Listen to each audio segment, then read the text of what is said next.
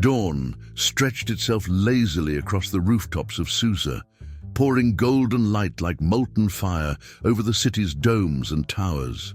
The columns of the royal palace stood like sentinels, their stone faces bathed in the warm glow of morning, reaching skyward as if in silent reverence to the heavens. Through the lush imperial gardens, a gentle breeze wove between cypress and cedar, carrying the rich scent of foreign spices, frankincense from Arabia, cinnamon from Ceylon, and myrrh from Nubia. From the eastern plains of India to the deep valleys of Kush, one name echoed with command and awe: Xerxes. Sovereign over 127 provinces, his dominion covered a tapestry of languages, traditions, and gods. Yet all bent the knee to the same crown. His rule was law, his voice final. Inside the palace, every servant moved like clockwork, silent, precise, unshakable. The marble floors gleamed as though they had just been born of the earth. Every corner of the fortress exhaled luxury. Every carved door, every silken curtain whispered stories of conquest. Yet behind the music of flutes and the clinking of goblets, a different melody resided. A quiet, unseen disquiet that clung to the walls like dust in the light. Xerxes was not a king in name alone. He was spectacle. He wore his power like a robe spun from thunder. He didn't boast. He displayed. He didn't request praise. He orchestrated it. His banquets became legend. Feasts that lasted for weeks, rivers of wine, tables groaning under the weight of delicacies brought from the edges of the earth. His garments shimmered with embroidery, finer than sunlight on water. Wherever he walked, a train of attendants followed. Advisors, guards, and flatterers, each carefully attuned to his mood, anticipating his will. No one dared challenge him, not with a word, not with a glance. Even his laughter felt like a command. He demanded attention, adoration, submission. Every hall bore symbols of his triumphs. Walls were dressed in murals that screamed of his greatness. It wasn't enough to reign. He needed to be revered, feared, worshipped. But beneath this glittering display of strength was a hunger no crown could satisfy. For all the applause he received, none filled the hollow silence within. It was during one of the most extravagant celebrations the empire had ever witnessed, when nobles from every province gathered, wine overflowed in golden goblets, and laughter danced through the gardens, that the king made a fateful choice. In his intoxicated pride, he decided to display the most prized jewel of his kingdom, his queen. He summoned Vashti. She was to come before the guests, adorned in royal splendor, so they might marvel at her beauty. But Vashti said no. The refusal thundered through the palace like a storm. A command had been disobeyed, and not by anyone, but by the queen herself. The courtiers exchanged nervous glances. Whispers flared. If a royal woman could defy the king, what would stop others from following? Wounded in pride, Xerxes turned to his counselors. Their answer was swift. If her defiance goes unpunished, the dignity of men throughout the empire will be questioned. Enraged, the king decreed her removal. Vashti would no longer wear the crown. Her place would be given to another, someone more compliant, more controllable. What began as a public humiliation would, unknowingly, become the door through which destiny would enter. The verdict was final. Vashti vanished. Her footsteps no longer echoed through the corridors. Her perfume no longer clung to the garden air. Her name, once spoken in admiration, was now avoided like a curse. The royal edict had been fulfilled. She would never again stand before the king. Outwardly, nothing seemed changed. The court marched on. Banquets resumed. Edicts were enforced. But within Xerxes, something had fractured. He would never admit it aloud, but his gaze wandered toward the empty space where she used to stand. The nights grew colder despite the fire. The laughter of his guests no longer warmed him. Behind the silk and gold, a quiet ache settled in. He ruled more land than any man alive, and yet peace evaded him like a shadow at dusk. Though surrounded by wealth, music, and admiration, Something essential had vanished from his world. The presence that once filled the marble corridors of the palace with silent elegance, strong yet graceful, was gone, and with it, a part of the king's own soul seemed to drift away. The King of Kings, Xerxes, who once drank joy from golden chalices, now found no taste in the luxury that surrounded him. His counselors observed his dimmed eyes, his distracted silences, his fading interest in the very indulgences he once paraded with pride. To silence the void, he summoned musicians to perform in the golden halls, held debates on military campaigns, even organized games and spectacles. But not even the swell of flutes nor the drums of battle tales could drown the emptiness that now whispered to him in the quiet of his chambers. One day, an advisor approached with a suggestion cloaked in strategy and ceremony. "Your Majesty, let the provinces send forth their fairest maidens. From them, you shall choose a new queen to sit beside you." Xerxes nodded, though his soul knew what no decree could reverse. What had been lost could not be replaced. Still, the wheels of empire moved swiftly. Scribes dipped their quills. Riders galloped across dry roads. Heralds shouted the king's will in city squares, village paths, and desert outposts. A proclamation spread like fire through the empire's veins. All provinces were to present their most beautiful, untouched daughters to the palace of Susa. It was a campaign not only of search, but of hope or dread, depending on whom one asked. For some families, it was the highest honor, for others, an unbearable loss. Tears flowed from many homes as daughters were taken. Some wept in fear, others dreamed of silk and diamonds. Few understood what waited behind the palace gates. Royal officers, mounted on horses adorned with silver, inspected every town. They carried scrolls, listed names, examined faces. Once chosen, the girls were escorted to the royal harem. There they would be trained, adorned, and polished for months, like gemstones waiting to be set in a crown. Their days were filled with baths in oils, lessons in etiquette, and nights of uncertainty. The palace, once a place of male power, now echoed with the laughter, sighs, and whispered prayers of young women from every corner of the realm. Among them walked a girl who did not shine the brightest, yet carried a quiet flame within her. No one knew it, but she would shift the course of empires. Her name was Hadassah. Far from the royal gates, down a quiet stone path in Susa, lived a young woman with eyes like dusk and a heart as still as the morning wind. She had no title, no jewels, no claim to greatness, but she had something far more rare: character. Orphaned as a child, Hadassah had been raised by her older cousin Mordecai, a man of integrity who walked with both humility and wisdom. He taught her to read beneath the glow of an oil lamp, to honor her ancestry, and to whisper her prayers not just with her lips, but with her life. Their home was simple. Bread was baked daily with hands that knew hunger. Their joy was found in the song of birds, the smell of almond trees, and the calm hush that came after a day well lived. Hadassah was not raised to chase crowns. Her dreams were made of family, memory, and quiet dignity. But destiny came knocking. One morning, guards arrived at her door with a scroll and an order. Her name had been chosen. She said nothing as they read the decree. Her hands trembled. Mordecai embraced her tightly, his voice low but firm. "Say nothing of who you are. Hide your lineage for now. The time will come." And with that, Hadassah crossed the threshold of her home, not realizing she was leaving behind not only her name, but her past. Ahead lay perfumes, silks, and rituals she had never imagined. But deeper still, a calling awaited her, one that would one day make her known to the world not as Hadassah, but as Esther. From that moment forward, her path was no longer her own, but she walked it anyway. They broke bread together each evening, not as a ritual of routine, but as a quiet act of gratitude.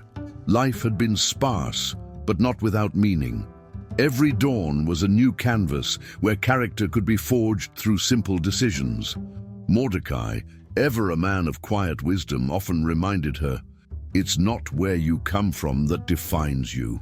It's who you choose to be when no one is watching." Hadassah listened. Even when she didn't fully understand, she trusted him. His words were anchors. He shielded her from the world's harsher winds, yet never prevented her from facing the truth of it. He was not her father by blood, but he had become her compass. On the night before her departure, they sat side by side beneath a silent sky. The stars offered no answers, only witness. Words felt unnecessary, but eventually Mordecai spoke with a tremble in his voice and a fire in his gaze. "Your life may change tomorrow, but don't let your soul follow." She nodded, swallowing 1,000 questions. Before parting, he pressed something into her hand, a small strip of cloth, frayed at the edges, embroidered long ago by her mother's hand. "Keep this close. Wherever you go, let it remind you of who you are." From that moment on, they were bound not just by family, but by purpose, a purpose neither of them could yet name, but both somehow felt. As she crossed the palace gates, the life she had known slipped behind her like dust on the wind. Alongside dozens of other girls, she was ushered into a separate wing of the royal compound, a world scented with jasmine and guarded by rules no one explained. There was splendor everywhere, but little warmth. Eyes judged, voices whispered. The air was heavy with expectation. A royal official moved through the line of girls, checking names against a parchment. When he reached her and heard Hadassah, he frowned with visible displeasure. "That name won't do here," he muttered. "From this moment, you will be called Esther." She did not protest. She simply nodded, quiet as snow. Though she didn't fully grasp the meaning, something inside her understood that accepting this new name was part of a journey far bigger than her. Esther, a word without the weight of her childhood, her prayers, her scars. A title foreign to her past, but one that, perhaps, could shield her future. In this place, mystery was a kind of armor. Names were currency, secrets, protection. From that day on, everyone in the harem knew her only as Esther, everyone except Mordecai. In the silence of his prayers, he still whispered her birth name. But it wasn't just the name that began to shift. It was the gaze in the mirror. Hadassah had entered the palace with trembling steps. Now, as Esther, she learned to walk with grace amid opulence and suspicion, without ever knowing exactly where those steps would lead. The early days in the king's compound were disorienting. Nothing looked familiar. Velvet tapestries adorned every wall, the scent of incense lingered in the halls, and servants moved with a precision that silenced questions before they were asked. Dozens of young women, each selected for their beauty, were subjected to a routine that blurred the line between preparation and performance. Steam baths scented with rose oil, massages with exotic balms, silk garments layered with care. Every detail aimed to polish them into something extraordinary. Yet in the process, many lost something of themselves.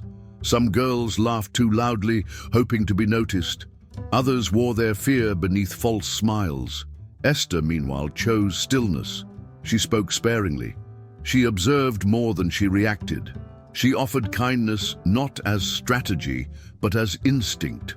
And slowly, without intention, she stood out, not by ambition, but by authenticity. Hegai, the eunuch tasked with overseeing the harem, noticed.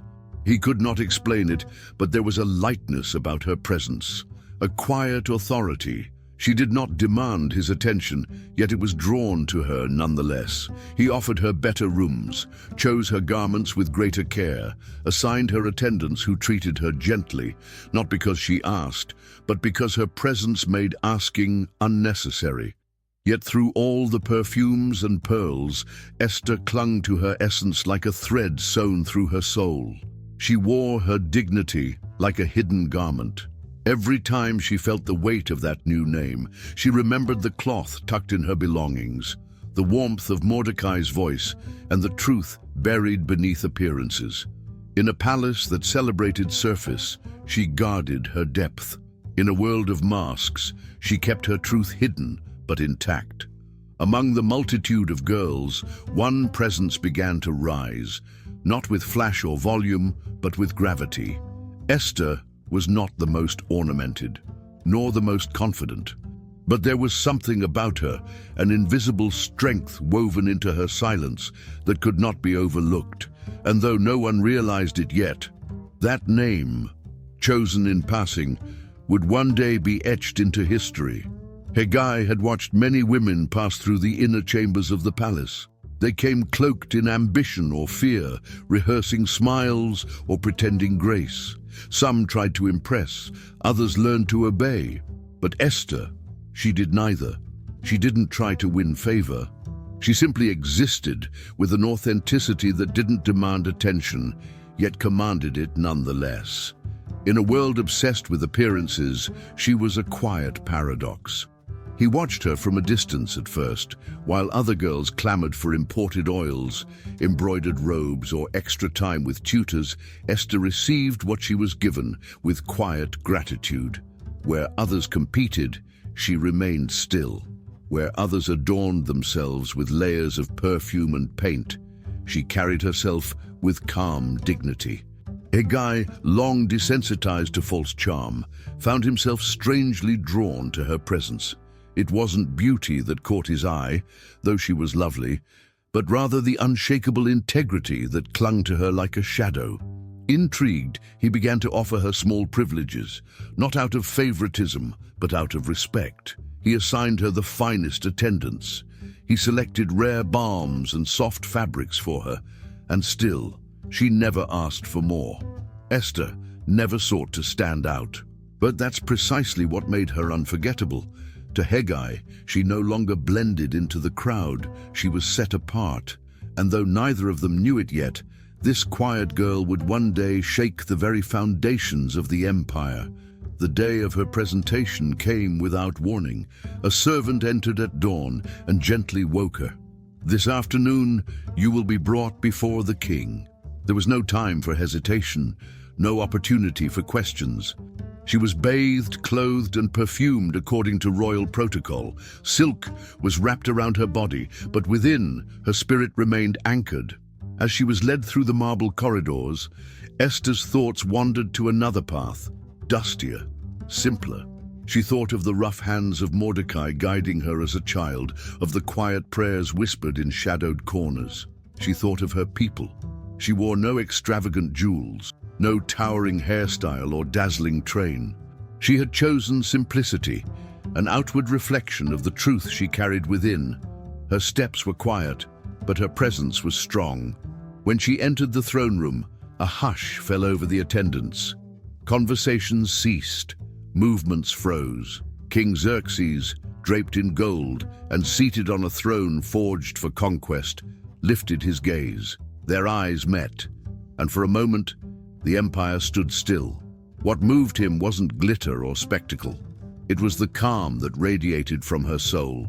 She did not bow too low, nor did she stare defiantly. She simply stood, with grace, with peace, with quiet power. Xerxes, accustomed to empty flattery and polished masks, felt something shift inside him. He didn't ask her to speak. He didn't require credentials. He simply declared, "She will be queen." No fanfare, no speech, just a decision made in silence that would rewrite the course of nations. The court was stunned. The choice sent ripples through the palace like a stone dropped into still water. Courtiers whispered in disbelief. The noble women exchanged glances, some confused, others bitter. That girl, who is she? But the king did not consult opinions. He ordered a royal banquet in her honor.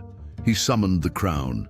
And before anyone could comprehend the magnitude of the moment, it was done. She had become queen. Esther did not smile with pride, nor did she weep with overwhelm. She inhaled deeply, steadying herself. She was no longer Hadassah, no longer just one among many. She now bore the weight of the empire's gaze. Royal robes were draped over her shoulders, servants bowed low, guards opened doors at her passing. But inside, Esther remained silent. Her heart did not swell with vanity. It braced itself for responsibility. While the court rejoiced, few understood who she truly was, and that secret was not a burden. It was a shield. Behind the crown, behind the celebrations, behind the title, she remembered her cloth-wrapped past, her name, her people, her purpose. Far beyond the palace gates, beneath the shade of a nearby wall, Mordecai watched the crowds and banners rise. He said nothing, but in his eyes there was no doubt. This was no accident. The crown had been placed. The music had faded. Yet beneath the silken calm of Susa's surface, something deeper stirred, something unseen. After Esther's coronation, life in the city resumed its usual rhythm. Merchants filled the streets once again, hawking wares from distant provinces. Camels carried spices through the gates. Servants bustled through corridors. The court, draped in formality, continued its rituals. But behind the visible pageantry, quiet tensions simmered. Mordecai, now serving as a watchman at one of the palace gates, spent his days among couriers and guards, filtering visitors and monitoring entries. The post may have seemed ordinary, but in truth, it was a window into the veins of power. Here, behind stone columns and veiled alcoves, secrets traveled like wind, unseen but unmistakably felt. One late afternoon, as golden light slanted across the threshold, Mordecai overheard fragments of a conversation not meant for his ears. Two royal officers stood just within the shadow of a pillar, their voices low, guarded, but not low enough. "It's time," whispered one. "The king is growing weak. He's distracted, vulnerable." "We can't delay," the other responded in a tongue sharpened by impatience. "He suspects nothing." Mordecai remained still. Every instinct warned him to retreat, but his purpose was clear. He slipped away unnoticed and, without hesitation, sent word to Esther through trusted channels. The warning bore urgency, yet Esther responded with calculated calm. She passed the information to the king's inner circle with care, trusting the matter to be handled discreetly. The palace moved quickly. The suspects were identified, seized and interrogated, the plot unraveled before it could ignite. The king was spared a threat he never saw coming. The report was quietly archived in the annals of royal affairs. No parade was held, no commendation was granted. Mordecai asked for nothing and received the same. To him, honor did not require acknowledgement. He had simply done what was right. And yet, this silent act of loyalty would one day emerge, not as a footnote, but as a turning point. While Susa continued humming in routine, events elsewhere began to take shape, dangerous and deliberate. Amid the polished walls of power, a new figure was rising. Haman, recently elevated to a rank second only to the king, began consolidating influence. Sharp, cunning, and driven by pride, he wore his authority like armor and wielded it without mercy. Soon, Haman's attention turned toward a people scattered across the provinces, men and women bound not by land, but by faith and tradition. They followed ancient customs, upheld unfamiliar laws, and resisted the pressures to conform. To Haman, they were not citizens with different roots. They were a threat. In his eyes, diversity was disloyalty.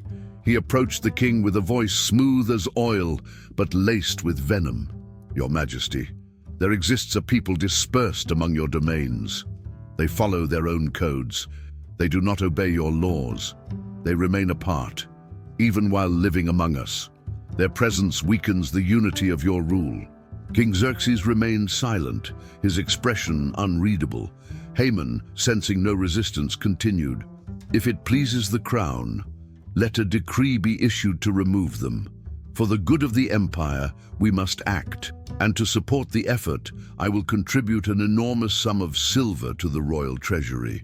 His tone was respectful, but beneath it lay a calculated threat.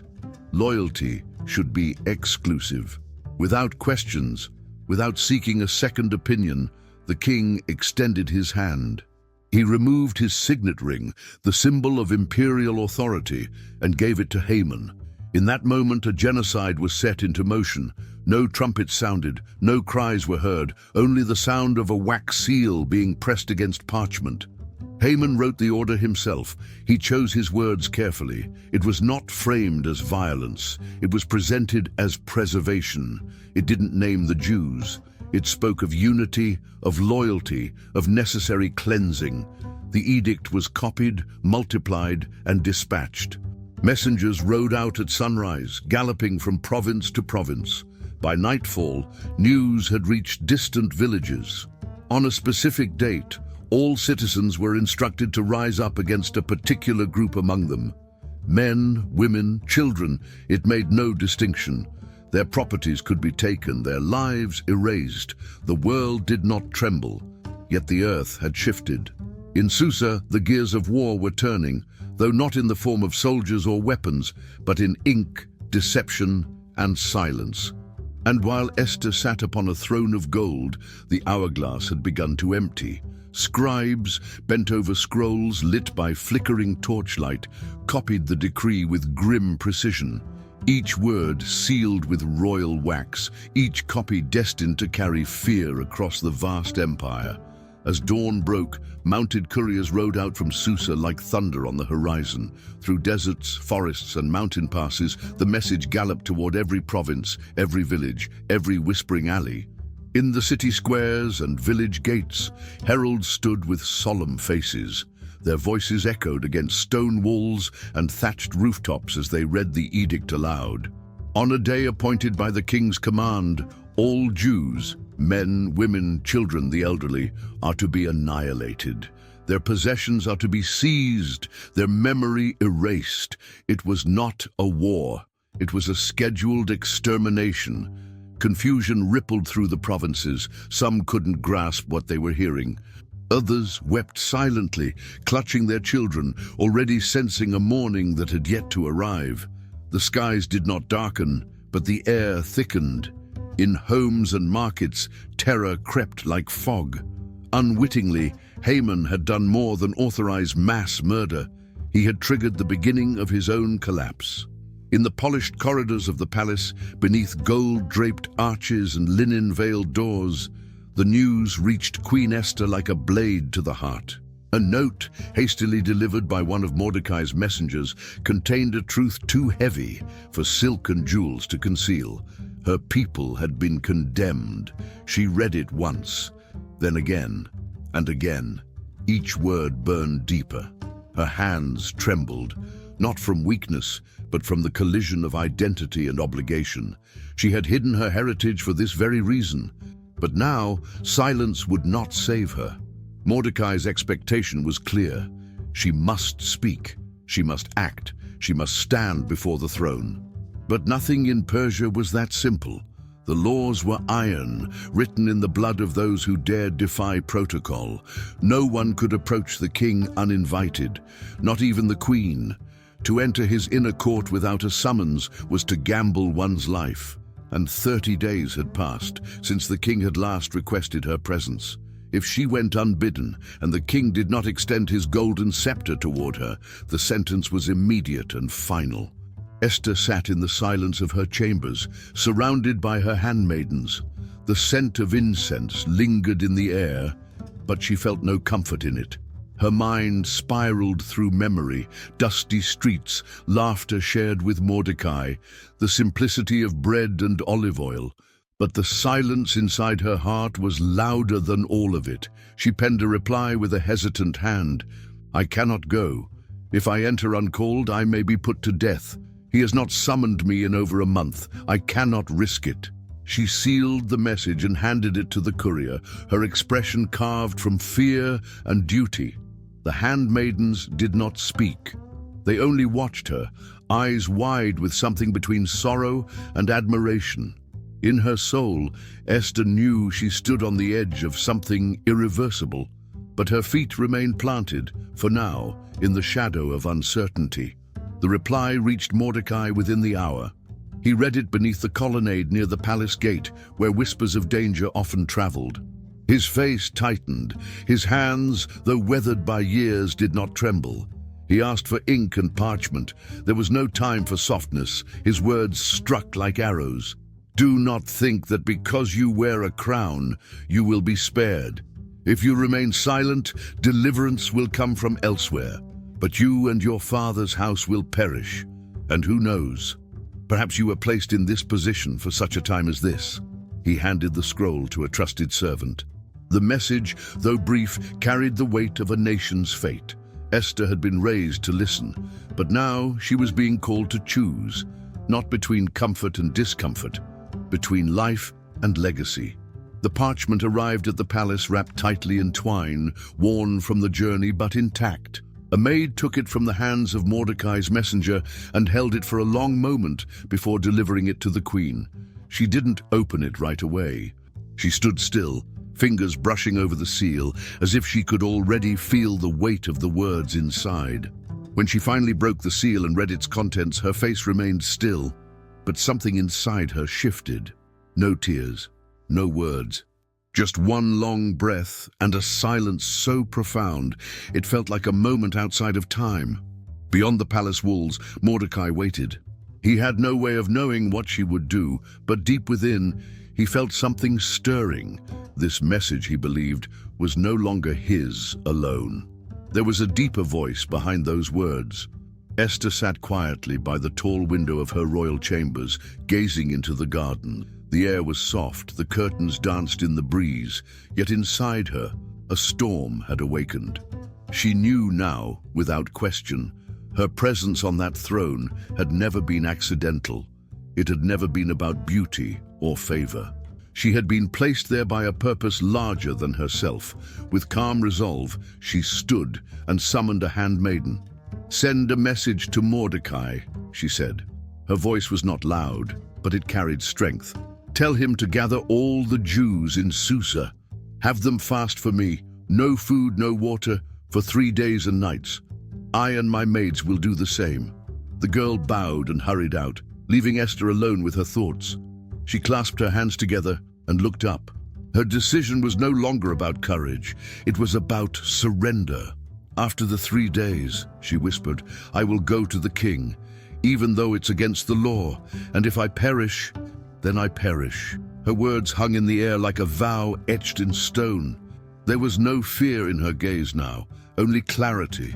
For the first time since the crown had been placed upon her head, she no longer felt adorned, but burdened. The throne had not been a reward. It was a calling, a duty, a test. The time for hiding was over. The time to rise had come. On the 3rd day, something sacred stirred in the heart of the palace. In the quiet of her chambers, Esther stood dressed in her royal robes. They shimmered not as garments of vanity, but as a mantle of dignity. Her heart pounded, but her eyes held steady. This was not a dress for display. It was her armor. 2 maids walked silently behind her as she descended the palace steps.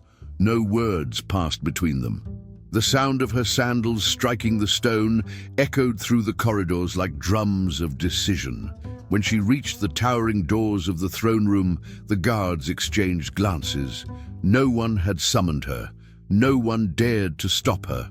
The doors opened slowly, and the light of midday poured into the hall like fire from the heavens. The chamber hushed. Conversations ceased. Movement froze. King Xerxes turned his head at the sound of the doors. For a moment, time bent itself around the moment.